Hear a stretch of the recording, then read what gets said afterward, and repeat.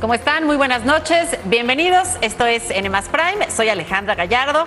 Esta noche estamos en una transmisión especial desde el Museo Franz Mayer en el Centro Histórico, en el corazón de la Ciudad de México. Yo soy Guillermo Blanco y esta noche en N+ Media nos encontramos, ya lo decía Ale, en la inauguración del World Press Photo 2022, que es el más grande y prestigioso certamen de fotografía de prensa que nos muestra el mundo y sus múltiples y complejas realidades. Guillermo y yo hemos tenido la oportunidad, el privilegio, diría sí, la yo, verdad que sí, de recorrer esta exposición impresionante que nos conecta a las personas de todo el planeta con las historias que más importan desde diversas perspectivas llenas de realidad, las cuales son cantadas a través del fotoperiodismo que le da la vuelta al mundo. Así es, mi querida Ale, a partir de mañana el World Press Photo 2022, uno de los eventos de fotoperiodismo más esperados del año, va a estar abierta ya de manera total al público para quienes están en la Ciudad de México, aquí en el Museo Franz Mayer, que se encuentra en la zona centro bellísima de la capital mexicana, y esas son imágenes en vivo de la exposición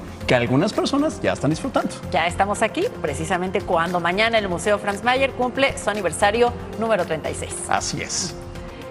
Pero bueno, vamos a conocer más de este certamen de fotografía, Guillermo. Así es, el concurso lo organiza la Fundación de World Press, una organización independiente sin fines de lucro con sede en Ámsterdam. La historia del World Press Photo comenzó el 3 de diciembre de 1955, cuando un grupo de fotógrafos holandeses organizó un concurso internacional que buscaba exponer su trabajo. En esa primera edición se recibieron 310 trabajos de 42 fotógrafos, principalmente de Europa, así como algunos de Estados Unidos y Canadá. Pero, ¿qué hago si quiero que mi trabajo forme parte de este concurso? ¿Soy fotógrafo o soy fotoperiodista? Tomen nota de esta información. Cada año, hacia finales de diciembre y principios de enero, los organizadores del World Press Photo lanzan la convocatoria a nivel mundial.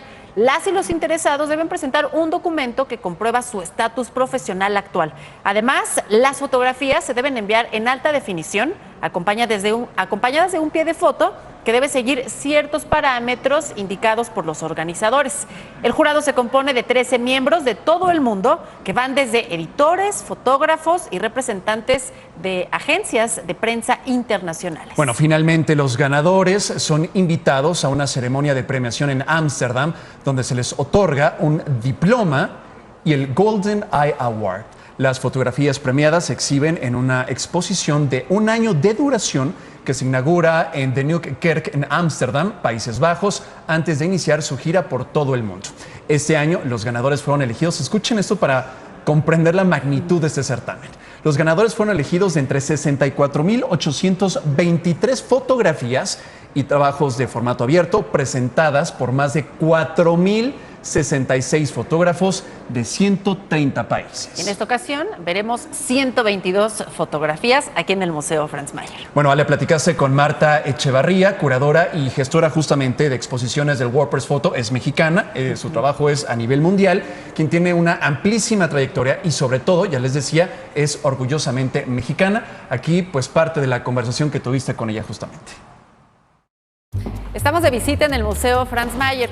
Vamos a platicar con Marta Echevarría. Ella es curadora del World Press Photo 2022. Aquí se muestra esta exposición que reconoce lo mejor del fotoperiodismo del año. Este año introdujimos un modelo distinto, un modelo regional, el cual busca que mostremos la organización World Press Photo como una organización verdaderamente mundial, que nos muestre historias que vienen desde Nigeria y Afganistán, Argentina, que en verdad contemos historias de todo el mundo.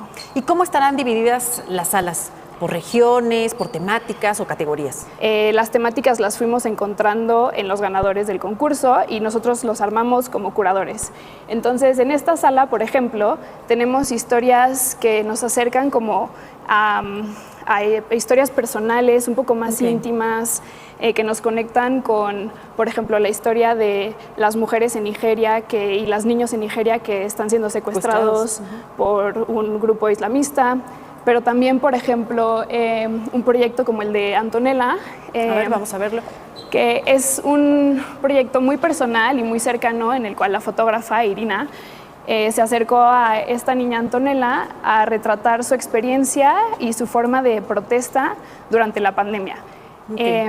Lo que Antonella hizo, que fue muy valiente y muy bonito, fue decidir no cortarse el pelo hasta que le permitieran regresar a clases mientras cerraron las escuelas en Argentina. Bueno, un tema que vimos mucho este año es el problema del cambio climático, sobre todo que resalta en incendios forestales, en historias de cómo el planeta se está quemando.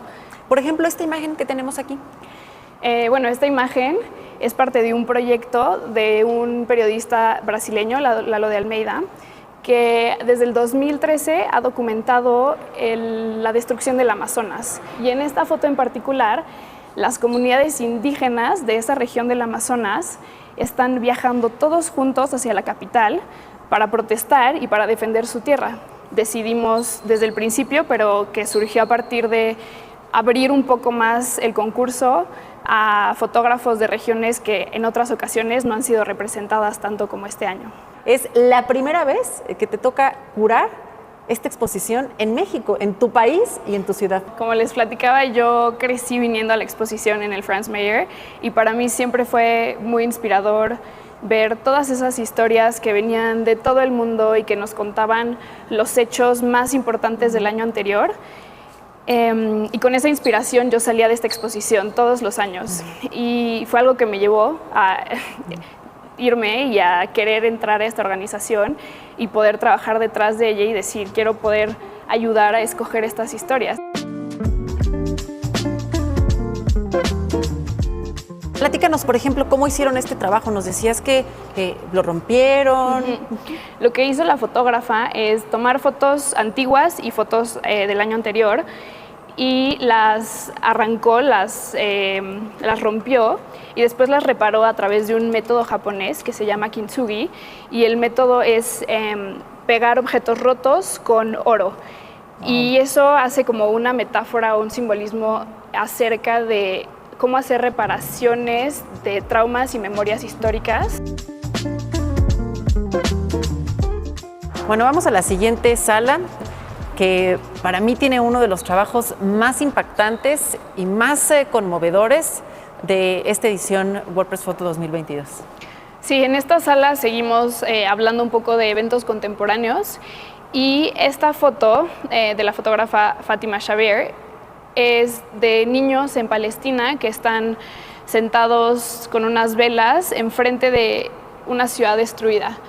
Y es un proyecto que nos muestra una perspectiva local, porque Fátima es una fotógrafa que creció en Palestina y que ha vivido la experiencia de estar en estas protestas y de estar en esta guerra. Oye, y si no soy fotógrafo, no soy periodista o no tengo interacción o contacto con ese medio, ¿por qué hay que venir a esta exposición? Bueno, lo que a mí se me hace lo más bonito es que te conecta con personas y con historias de todo el mundo. Y eso es algo que nos llega a todos, no importa qué sea tu profesión, todos queremos sentir como una conexión con el mundo a nuestro alrededor. Digo yo, para contar las historias que merecen ser contadas, esta imagen es espectacular. Sí, este proyecto es un proyecto de Yael Martínez. Cada una de estas fotografías representa una vida lastimada, una vida violentada. Por la violencia. Exacto, por la violencia que se vive en estas comunidades. Y él imprime las imágenes, las rasga, las lastima y después literalmente las pone en luz e ilumina, le da iluminación a estas historias. Los puntitos que vemos en estas imágenes son es una luz. Agujeros. Sí, literalmente. Con una luz. Y después se vuelve a fotografiar. Yael ganó en esta edición y como te comenté, ganó en el 2019 con un proyecto de desapariciones forzadas, que es algo que él ha vivido cercanamente. Y en este proyecto nos cuenta cómo las comunidades indígenas producen opio de manera ilegal y que usa el color rojo como para hablar un poco o como hacer una metáfora de la sangre y la violencia. Okay. Y el blanco y negro para hacer referencia a la atemporalidad en la que viven las comunidades indígenas de Guerrero.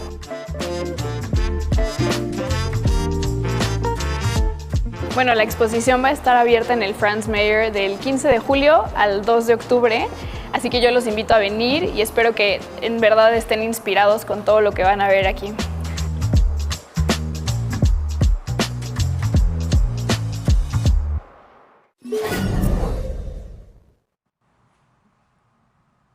Bueno, pues muchas gracias a Marta Echevarría, curadora de esta exposición, por esta entrevista. Lo decíamos durante esta conversación, es la primera vez que le toca curar en México el WordPress Foro.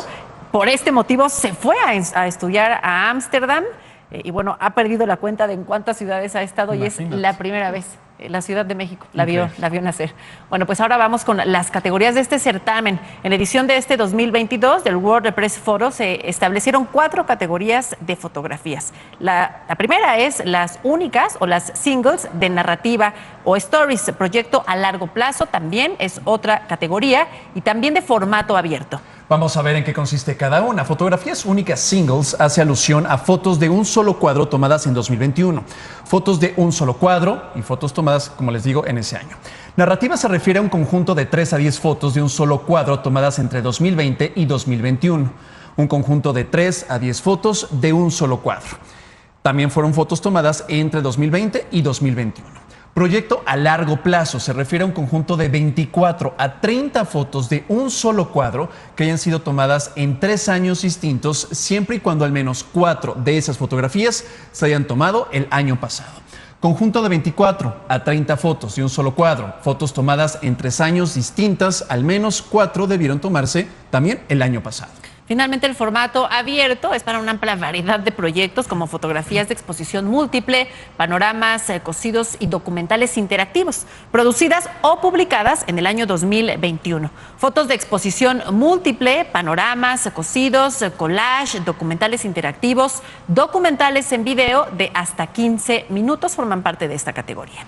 Y no podemos dejar de mencionar a los mexicanos que también han sido galardonados. Estos son algunos, porque la lista, hay que decirlo, es bastante larga, por fortuna. Arturo Robles se llevó el segundo premio de la categoría Gente en las Noticias en el concurso de 1991 por esta fotografía del presidente de Nicaragua, Daniel Ortega, durante un mitin previo a las elecciones de febrero de 1990, las cuales perdió ante Violeta Barrios de Chamorro. Otro mexicano, Carlos Casaliz, obtuvo el primer premio en la categoría de temas contemporáneos en el certamen de 2009 por una serie de fotografías en las que retrató a personas que vivían en situación de calle en la capital Sao Paulo, en Brasil. Entre ellas destacó la de un hombre que se envolvió en una especie de tela para cubrirse del frío al exterior de un club jockey justamente de esa ciudad, y es la que estamos viendo. Otro ganador mexicano es Javier Manzano. Recibió el tercer premio en Noticias en Punto por el cerco de Alepo en la edición 2013. Javier Manzano retrató una serie a rebeldes en la capital y principal centro comercial en octubre del 2012, cuando Alepo se convirtió en un campo de batalla justo cuando las fuerzas del gobierno trataban de recuperar el control. Javier también recibió el tercer premio en Noticias Generales en la edición del año 2011. Christopher Vanegas se quedó con el tercer premio en la categoría de temas contemporáneos en la edición del año 2014 con su trabajo Víctimas del Crimen Organizado, título de la fotografía en la que 5 cuerpos fueron descubiertos, 2 de ellos aún colgando en un paso elevado en la ciudad de Saltillo, Coahuila, al norte de México, esto el 8 de marzo del año 2013. Esa imagen es muy poderosa y dolorosa, hay que decirlo. También otro mexicano, Anuar Padjane, ganó el segundo premio en la categoría de naturaleza en el año 2016, ¿la recuerdan? Por una fotografía que es la que estamos viendo, Ballenas que susurran. En ella destaca la imagen de una ballena jorobada y su cría rodeada por buzos. La escena tuvo lugar cerca en el mar cercano a Roca Partida, la isla más pequeña del archipiélago de Revillagigedo en la costa del Pacífico mexicano. Otro mexicano, Sergio Tapiro, se quedó con el tercer premio, también en la categoría Naturaleza, en el certamen de 2016, con esta que tituló El poder de la naturaleza. Tapiro capturó el momento en el que el volcán de Colima, uno de los más activos en territorio mexicano, hizo erupción entre relámpagos que se forman cuando fragmentos de rocas, cenizas y partículas de hielo colisionan. Esperemos que estén disfrutando de estas imágenes porque se trata de las mejores imágenes del fotoperiodismo en el mundo. Otro ganador mexicano fue Iván Macías. Ganó el segundo premio en retratos en el concurso del 2021 por primer respondiente COVID-19. En ella retrata a una doctora con visibles marcas en su rostro, esta imagen que dio vuelta al mundo a final de su turno en los primeros meses de la pandemia, cuando había jornadas extenuantes del equipo médico. Un homenaje a estos que dejaron todo para ayudar a los demás, los héroes de la pandemia. Y finalmente, que adelanto, es mi favorita de este año, Yael Martínez, quien ganó en la categoría formato abierto para América del Norte y Central este 2022 por La Flor del Tiempo, Montaña Roja de Guerrero. Y se compone, es un proyecto de varias imágenes texturizadas que documentan la lucha de los cultivadores indígenas de Amapola en el estado de Guerrero, al sur de México, el segundo estado más pobre de este país. En 2019 ya había recibido el segundo premio de la categoría Proyecto a Largo Plazo por La Casa que Sangra, que retrata la crisis de las personas desaparecidas o no localizadas en México. Bueno, la foto del año que también ganó la región de Norteamérica y Centroamérica fue para Escuela Residencial de Kamloops, Amber Bracken, para el diario The New York Times. El trabajo habla de las niñas indígenas desaparecidas en la Columbia Británica, en Canadá, en los colegios religiosos de asimilación cultural de niños indígenas.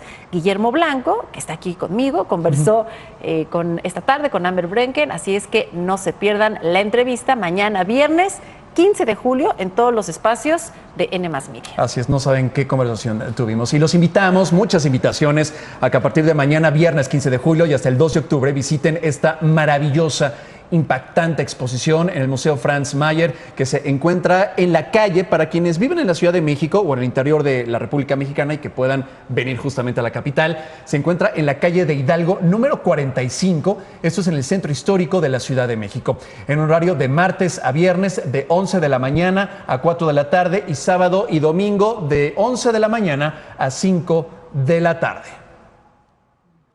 Bueno, pues ya te decía, Guillermo, y lo escuchábamos en la entrevista que hice con Marta Echavarría, curadora de esta exposición.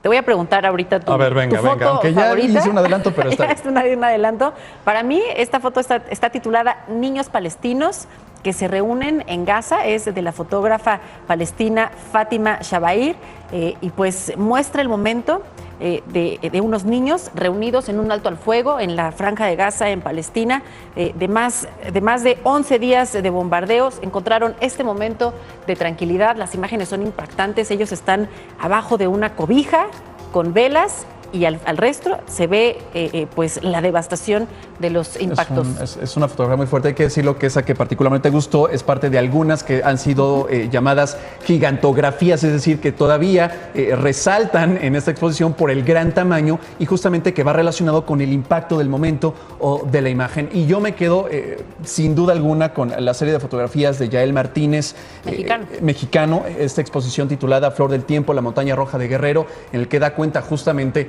de estos indígenas que se dedican justamente al cultivo de la amapola en estas zonas de la montaña del estado de Guerrero, pero además de lo doloroso que eso significa, por supuesto, y que habla de la descomposición social. La técnica que utilizó, es decir, las fotografías las perforó y después las colocó, tú lo tenías en la entrevista, las colocó sobre una caja de luz justamente para decir o dar a entender el mensaje de que esas personas y esas situaciones estaban lastimadas, perforadas. Y cada una de sus imágenes pues están haciendo referencia a una vida, como dices, lastimada. Bueno, pues vamos con información. Aquí desde el Museo Franz Mayer estamos transmitiendo completamente en vivo. El escritor Mepa Hubert Matiwa, originario de la montaña del estado de Guerrero, precisamente al sur de México, ganó el premio Penn Translate Award a la mejor traducción. Con este galardón internacional, su libro, Soñaron los perros, traducido al inglés, podrá ser distribuido de manera internacional. Una buena noticia. El contenido son varios poemas, muchos de ellos inéditos en su idioma Mepa, en algunos lugares conocidos como tlapaneco, y los cuales giran en torno a la madre, los perros o el cuidado de su lengua. Es importante subrayar que es la primera vez que PEN Internacional galardona a un libro en idioma Mepa. Y bueno, seguimos totalmente en vivo aquí desde el Museo Franz Mayer en el marco de la inauguración del WordPress Photo 2022. Estamos en vivo desde la Ciudad de México. Vamos a una pausa y regresamos porque hay más noticias aquí en N+ Prime. No se vayan.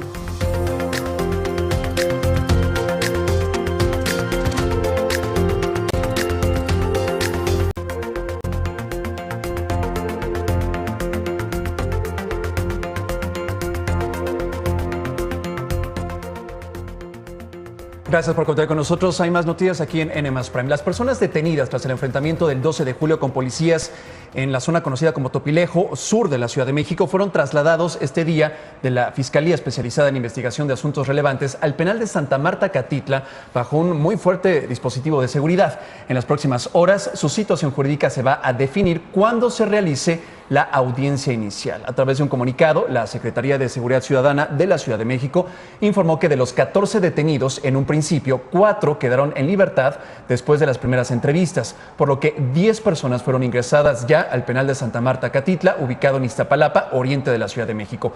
Los detenidos son señalados de 4 delitos, de los que destacan delitos de delincuencia organizada, portación ilegal de armas de fuego de uso exclusivo del Ejército. Tras dicho operativo este 14 de julio, la jefa de gobierno de la Ciudad de México, Claudia Sheinbaum, expresó su reconocimiento al secretario de Seguridad Ciudadana capitalina, Omar García Harfuch. En la presentación del informe de incidencia delictiva de la ciudad, indicó que el secretario ha cambiado la mística y al cuerpo de la policía. También aplaudió el trabajo de la Policía de Investigación. Por otro lado, el presidente de México, Andrés Manuel López Obrador, dijo esta mañana en su conferencia de prensa matutina que hasta ahora su gabinete de seguridad no tiene información sobre la presencia del cártel de Sinaloa en la Ciudad de México y pidió esperar hasta las investigaciones. Bueno, para entender justamente el impacto de esta detención y lo que nos da a entender de lo que ahí sucedía, de cómo se manejaba, lo que se ha estado gestando en los últimos años, qué posibles grupos criminales operarían en esta zona de Topilejo, cercano técnicamente a la Ciudad de México, ¿hay presencia del cártel de Sinaloa en la capital mexicana? Es una pregunta que hacemos con cuidado, por supuesto. Héctor de Mauleón, periodista y escritor, conocedor, por supuesto, y voz autorizada en el tema. Héctor, muchas preguntas. ¿Qué nos dice esta detención? ¿Qué destapa? Buenas noches. Buenas noches. Oh, ¿qué tal? Muy buenas noches, gracias. Un gusto estar con ustedes. Pues sí, efectivamente confirma la operación de una célula del cártel de Sinaloa en el sur de la Ciudad de México, concretamente en esta zona de la alcaldía de Tlalpan, que es Topilejo. Es un grupo que, según las placas que los integrantes de esta célula portaban, forman parte de la organización de Ovidio Guzmán, el hijo del Chapo Guzmán, y que es el personaje que fue liberado durante el llamado Culiacanazo en 2019. Esto lo que nos muestra es la expansión del cártel de Sinaloa a las puertas, ya tocando las puertas de la Ciudad de México, en el principio de un corredor que ha sido un corredor sangriento y un corredor de violencia, una franja muy conflictiva, que va precisamente de Topilejo y que va siguiendo la carretera México-Acapulco y también la carretera federal hasta el puerto. Si uno se fija, todos los puntos que va tocando esta carretera se hallan en pugna entre grupos criminales de Cuernavaca, Huitzilac, Puente de Ixtla, Macusac, Tasco, Iguala, Chilpancingo, Acapulco. Es parte de un corredor de drogas que presumiblemente comienza en el aeropuerto de la Ciudad de México y termina en el puerto de Acapulco. Es un corredor de ida y vuelta que se han estado disputando a sangre y fuego desde hace por lo menos una década, una serie de organizaciones criminales como Los Rojos, los Guerreros Unidos, el Comando Tlahuica, el Cártel de la Sierra, el Cártel Independiente de Acapulco, etcétera, y que según lo que han revelado las investigaciones tras la detención y la desarticulación de esta célula que operaba en Topilejo, estaba intentando o estaba limpiando, eliminando rivales para apoderarse de las actividades ilícitas en ese lugar. Topilejo ha sido un lugar muy complejo, de alta criminalidad, es un lugar remoto, de difícil acceso, muy boscoso. Suelen aparecer los cadáveres de mujeres arrojados por feminicidas, suelen aparecer encobijados, embolsados, descuartizados, suelen operar grupos de secuestradores en ese lugar, aparte de bandas dedicadas a delitos comunes como el robo a negocios, el robo a transeúntes, el robo a casa habitación, etcétera. ¿Qué opinión te merece pues esta discordancia entre el discurso del gobierno capitalino, que ahora sí reconoce la presencia de estos cárteles con fama internacional, y que el presidente de México no lo reconozca y siga con esta estrategia de seguridad que por ahora las cifras lo dicen, no está funcionando? Pues es una contradicción brutal lo que está pasando en la ciudad. Lo que hemos visto en la ciudad ha sido la desarticulación sistemática de grupos como la Unión Tepito, de desarticulación del Cártel Jalisco, de células del Cártel Jalisco Nueva Generación, que han llegado a la ciudad para operar aquí y que desde los trabajos de inteligencia de la Policía de Investigación y de la Secretaría de Seguridad Ciudadana han estado siendo borrados, desarticulados, desactivados, mejor dicho, de la ciudad. Pero pasa uno la caseta y entra en Morelos, y entonces a partir de ahí y hacia el resto del país está la política de abrazos, no balazos, en los que, al contrario de lo que hemos visto que está ocurriendo en la ciudad, pues el crimen organizado avanza territorialmente, electoralmente, políticamente, criminalmente, aplastando, sometiendo la vida de cientos de miles de mexicanos. Y con miles de muertos en las cifras en México. Muchísimas gracias, Héctor de Mauleón, periodista y escritor. Muy buenas noches. Hombre, gracias por la invitación. Vean lo que ocurrió en Guanajuato, en el Bajío mexicano, al centro del país, en una de las zonas más violentas, desafortunadamente. En el municipio de Purísima del Rincón, un grupo de policías municipales acudió a la Secundaria Técnica 54 como parte del programa Planet Youth, un convenio del gobierno del estado con Islandia que consiste en dar pláticas sobre la prevención de las adicciones, pero sobre todo la prevención de la violencia. Sin embargo, lo que tenía que ser una charla, una conversación de orientación, terminó en esto. Ya no creer lo que ocurrió, las imágenes las vemos en pantalla. Realizaron una sesión de adiestramiento de uso de armas cortas y de asalto a alumnas y alumnos del turno vespertino en pleno patio del plantel. Esto ocurrió con la autorización del coordinador escolar, Jaime Ventura, el pasado 7 de julio, frente al personal de protección civil y también de tránsito municipal, pero con el desconocimiento y sin la autorización de los padres de familia, quienes evidentemente se mostraron molestos tras darse a conocer esta situación. Se espera que ahora haya una respuesta de las autoridades. Y la Corporación de Seguridad de Ciudad Universitaria de la Universidad Nacional Autónoma de México, la UNAM, ubicada al sur de la Ciudad de México, es señalada de haber agredido estudiantes que patinaban cerca del Museo Universitario de Arte Contemporáneo. Uno de los jóvenes, de nombre Leonardo, adscrito a la Facultad de Filosofía y Letras, fue pateado, según su versión, y golpeado por los guardias de seguridad, quienes previamente les habían ordenado abandonar el lugar. Ellos se negaron bajo el argumento de que no estaban haciendo nada fuera de la normatividad. Fueron agredidos, dicen ellos, por estos elementos. Tras la difusión de este video, se ha exigido que se investigue el hecho y se sancione a los guardias involucrados.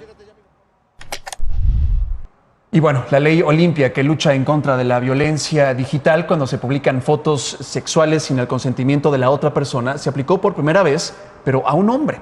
Se trata de Diego, quien en 2021 denunció a su expareja por haber compartido imágenes privadas de él a sus familiares, amigos, así como en las redes sociales, con el impacto que esto evidentemente podría tener y que tuvo en su vida a fin de ganar en un juicio la custodia de sus 2 hijos. Bueno, pues la justicia es para todo y con esto nos queda claro. El 13 de julio, en una audiencia inicial en la ciudad de Saltillo, en Coahuila, al noreste de México, una juez formuló la imputación de violación a la intimidad en contra de Jessica N. Tras la vinculación, se establecieron medidas cautelares como publicar en redes sociales, acercarse a la víctima y se fijó un periodo de 2 meses para la indagatoria complementaria. Nuestros compañeros Elizabeth Cano y Alejandro Godina de N+, 15 horas, conversaron con Diego, víctima de violencia digital. Esto fue lo que les dijo. Presentamos la denuncia ante la fiscalía y en su momento nos dijeron, oye, espérame, la ley Olimpia es para las mujeres, tienes que pasar al centro de empoderamiento de la mujer. Yo no, soy yo, es un hombre el que viene a presentar la denuncia.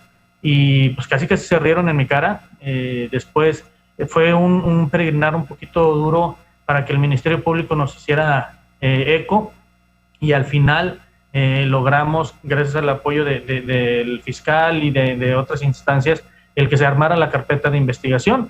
Afortunadamente logramos que se diera proceso en este momento. En más información, este día arribó al Aeropuerto Internacional de Toluca, en el Estado de México, el tercer vuelo militar con 7 cuerpos de los migrantes que fallecieron en un tráiler, recordemos en San Antonio, Texas. Lamentablemente este hecho dejó 53 víctimas el pasado 27 de junio. Con esto suman ya 23 restos, mientras que 2 más llegarán mañana en el último vuelo. Los migrantes que llegaron hoy son originarios de los estados de Veracruz, Guanajuato, Chiapas y Oaxaca. Justamente en Veracruz, en la comunidad de San Marcos, una familia perdió, esto es una tragedia por todos lados, a 3 de sus familiares, Misael, Jair y Giovanni, quienes partieron el pasado 21 de junio con rumbo a Estados Unidos y murieron en este tráiler que fue encontrado en San Antonio, Texas. Denise López, nuestra compañera de N+ Media, se encuentra justamente en el lugar. ¿Cuál es el reporte? Buenas noches, Denise.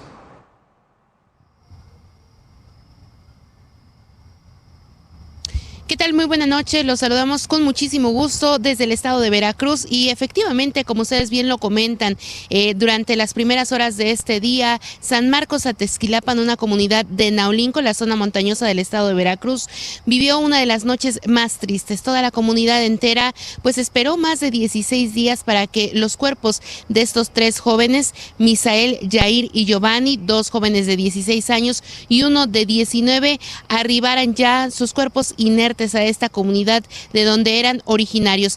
Ellos se dedicaban a fabricar calzado artesanal y bueno, buscaban una mejor vida para ellos y sus familias. Eran muy jóvenes, eran deportistas y buscaban solamente lo mejor. Tuvimos efectivamente acceso a entrevistar a la madre de los migrantes, quien señaló que ellos eran unos jóvenes de bien que buscaban una mejor vida. Escuchemos lo que nos dijeron.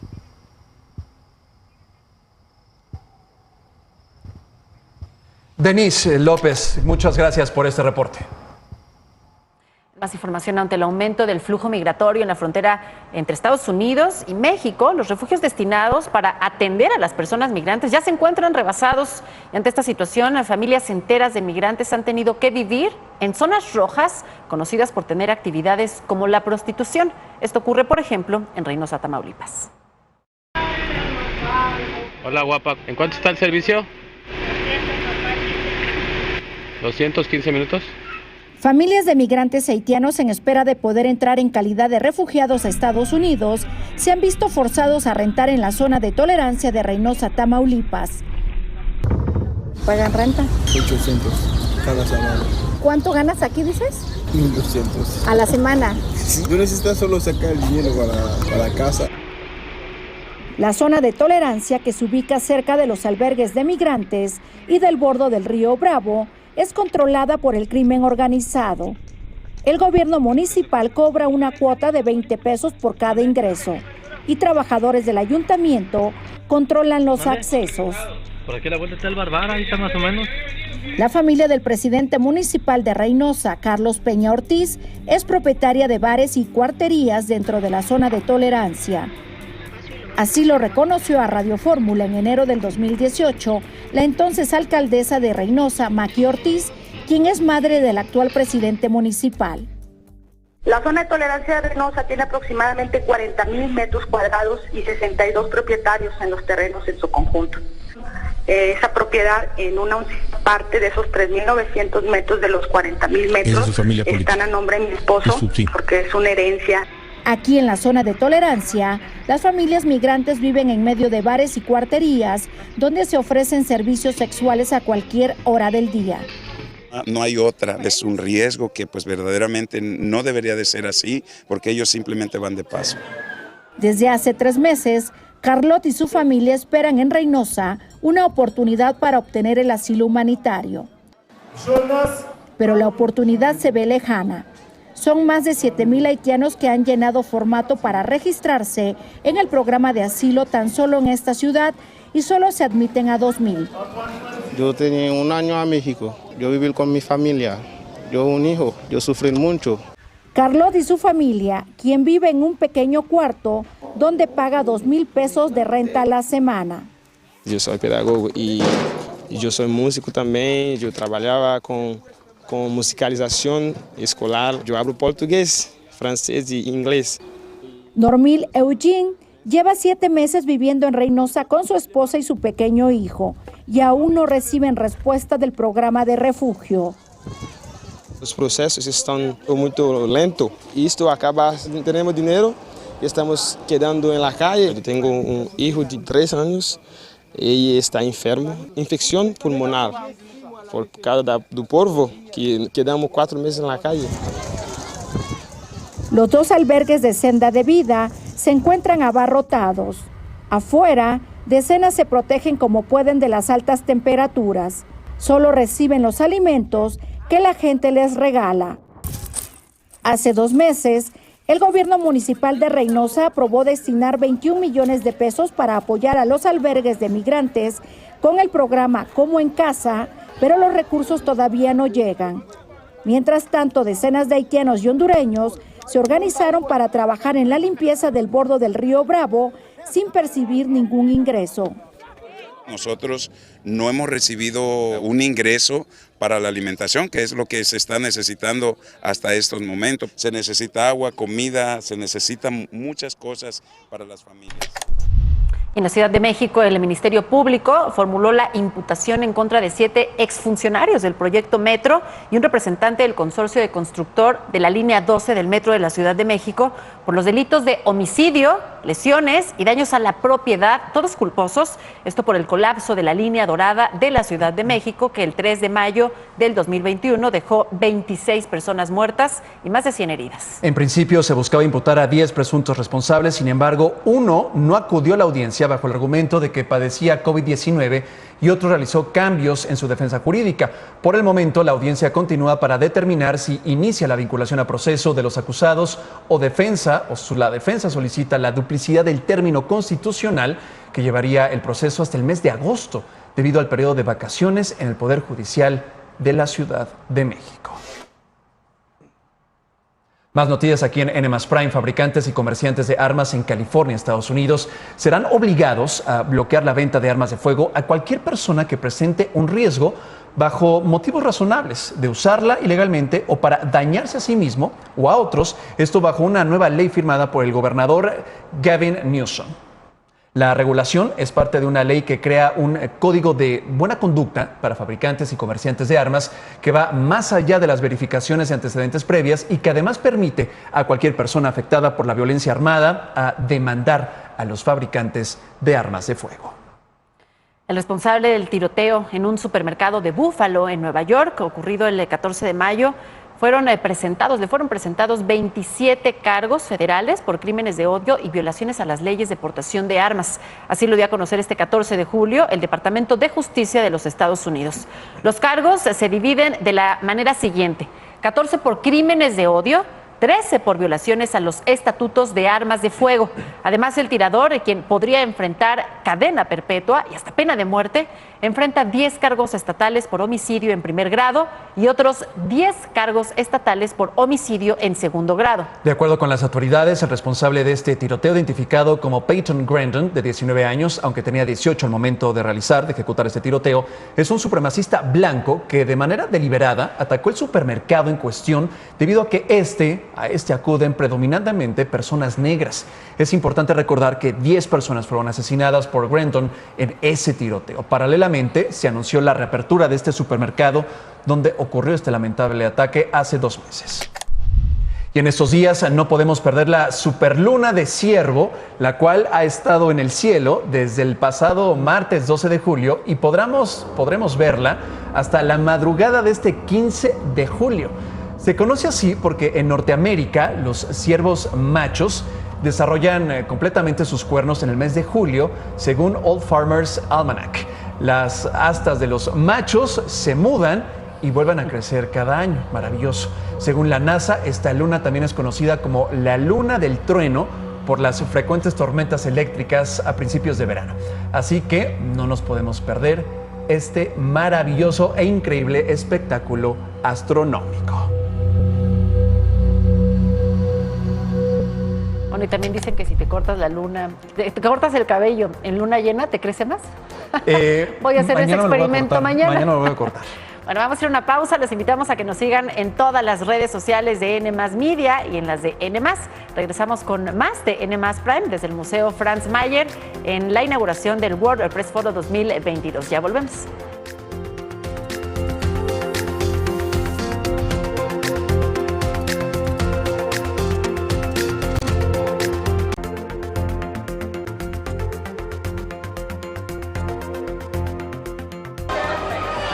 Ivana Trump, la primera esposa del expresidente de Estados Unidos, Donald Trump, falleció este 14 de julio a los 73 años de edad. El exmandatario confirmó que su expareja murió en su casa en la ciudad de Nueva York sin informar la causa. Un tribunal de apelaciones de California ordenó la apertura de algunos documentos en el caso penal contra Roman Polanski. El director de cine ha estado prófugo desde que se le declaró culpable de tener relaciones sexuales con una menor de 13 años hace décadas. Twitter sufrió una interrupción de 1 hora que impidió a miles de usuarios acceder a su sitio web a nivel global este 14 de julio. El incidente se dio días después de que la compañía demandó a Elon Musk por incumplir su acuerdo de compra. Kevin Spacey se declaró inocente de 5 cargos en su contra por delitos sexuales. Será juzgado el 6 de junio del 2023 en Londres, Inglaterra. Al actor de 62 años se le concedió la libertad bajo fianza por 4 cargos de agresión sexual por tocamientos y uno más grave por hacer que una persona participara en una actividad sexual con penetración sin consentimiento, lo que le podría acarrear una pena de cadena perpetua. Subway, la cadena de emparedados, se enfrenta con un problema luego de que un juez concedió seguir con la demanda de una mujer de California, Estados Unidos, que argumentó que la oferta de sándwiches de atún de la compañía no contiene nada de ese tipo de carne y sí de pollo, cerdo o ganado. Más información en Animas Prime con Alejandra Gallardo y Guillermo Blanco.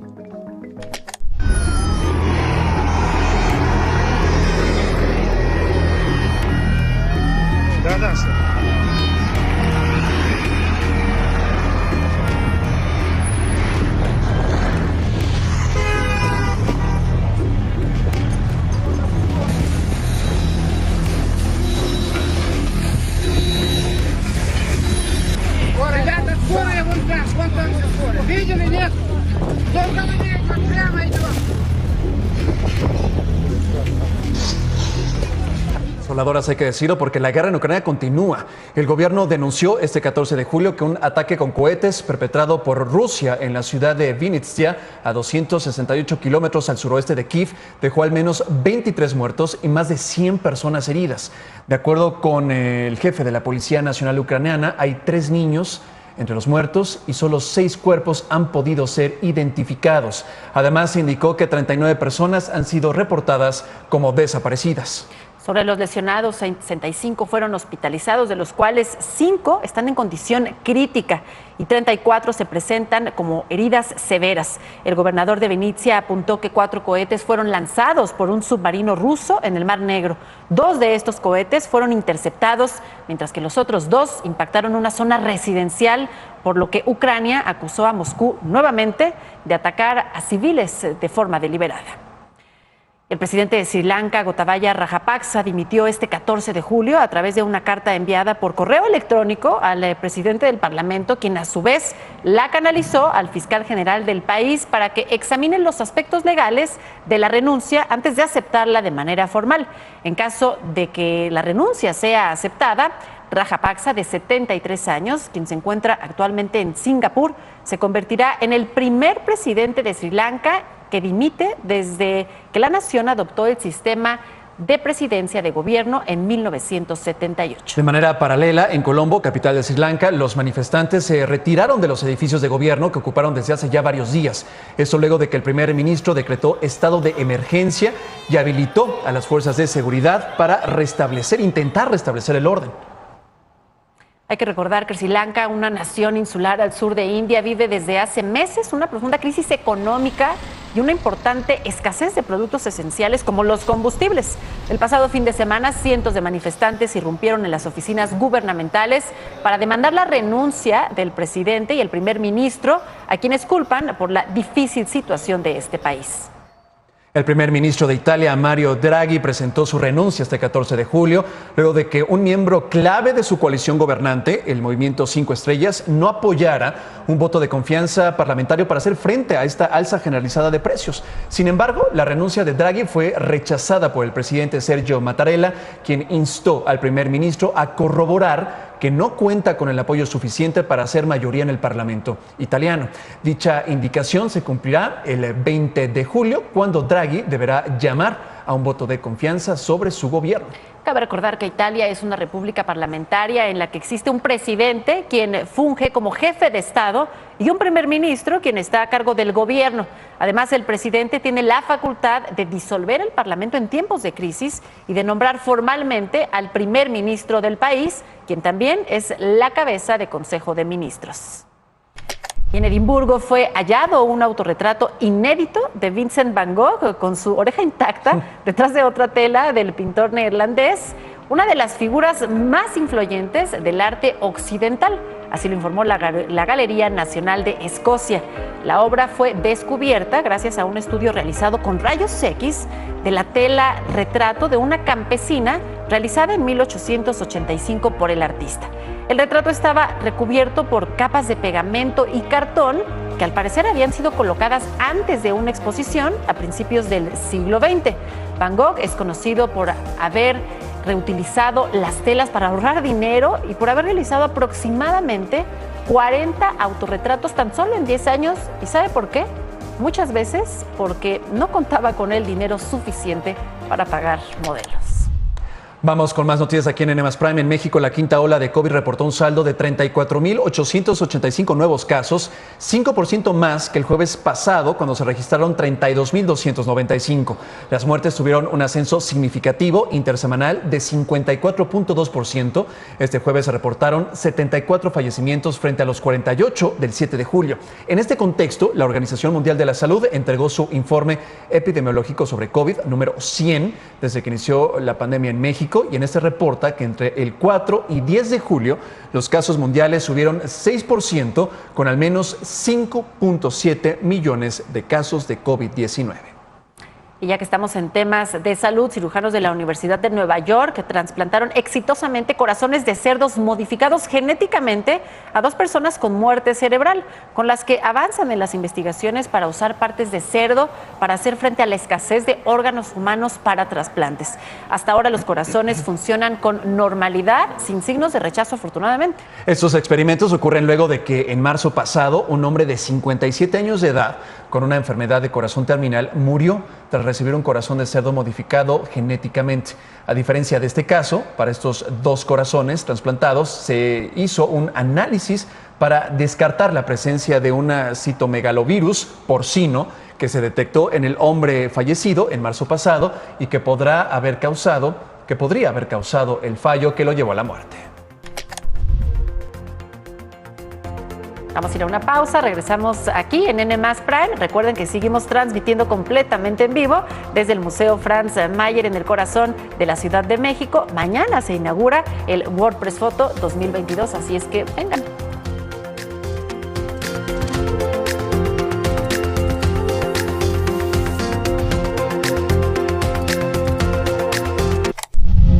Es urgente que gobiernos y empresas se unan y destinen más fondos para salvar los océanos del mundo, alertó la Organización de las Naciones Unidas. La emergencia oceánica que provoca el cambio climático genera temperaturas récord y está haciendo el agua más ácida. Se estima que cada año unas 8 millones de toneladas de desechos plásticos llegan al mar. En el inicio de la Conferencia de las Naciones Unidas sobre los océanos que se realiza en Lisboa, Portugal, el secretario general de la ONU, Antonio Guterres, afirmó que se necesitan modelos comerciales sostenibles que ayuden al océano a producir más alimentos y generen más energía renovable. Afuera de la conferencia, activistas climáticos del grupo Extinction Rebellion protestaron para exigir el fin de la pesca industrial.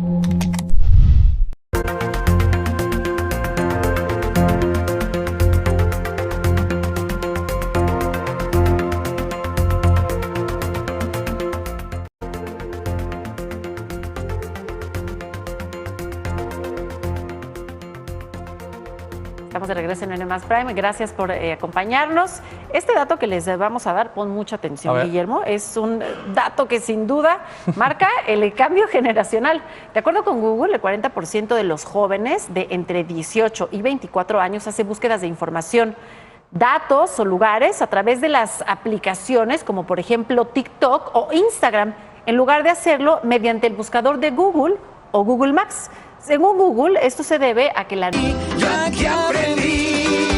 No cambia tu día a día, como que te mejora. Vienes, haces un TikTok y después vienen las sonrisas, ya cuando lo ves. Que hoy se estuviera dando las noticias. De manera virtual la 43ª edición de la Marcha del Orgullo LGBT en la Ciudad de México, por cierto. It's raining men.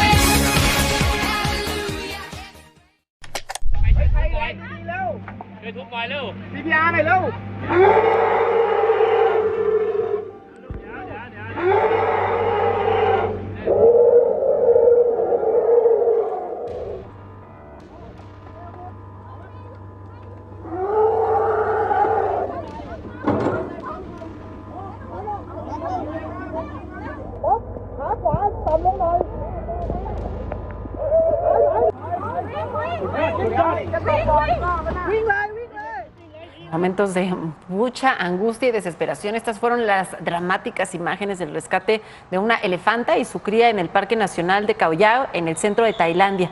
El elefante bebé de apenas 1 año de edad cayó por accidente en una alcantarilla junto con su madre cuando lo intentaba rescatar.